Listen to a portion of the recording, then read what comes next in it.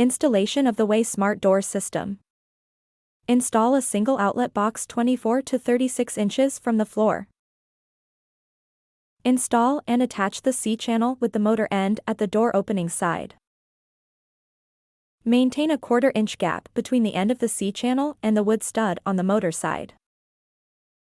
Multiple holes are provided to ensure the C-channel is level. Attach the power supply to the wood stud. Snap a chalk line on the inside and outside of existing 2x4 bottom plates.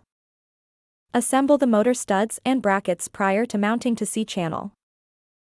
The bottom stud bracket tab must face away from the door opening. Mount the motor side stud brackets to the inside of the channel. Make sure the studs are plumb. Glue or screw the bottom stud bracket to the floor.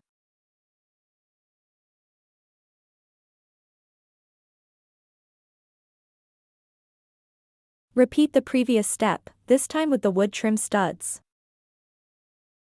The bottom stud bracket tab must face away from the door opening.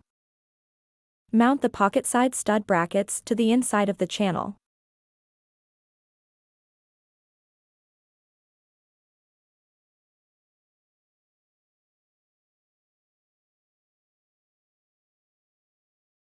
Glue or screw the bottom stud bracket to the floor. Assemble the remaining pocket side studs. Mount the pocket side stud brackets to the inside of the channel. Make sure the studs are plumb. Glue or screw the bottom stud bracket to the floor. When installing the motor clip must lock in place and rest flush to the top of the motor. Plug the 3 coiled cables into any of the ports. Install the mounting plates using 2 screws on both sides of the outside walls. Slide the aluminum carriage into the wall cavity and then slide the door into the opening at an angle. The door reveal should protrude past the aluminum carriage by 1/16 of an inch.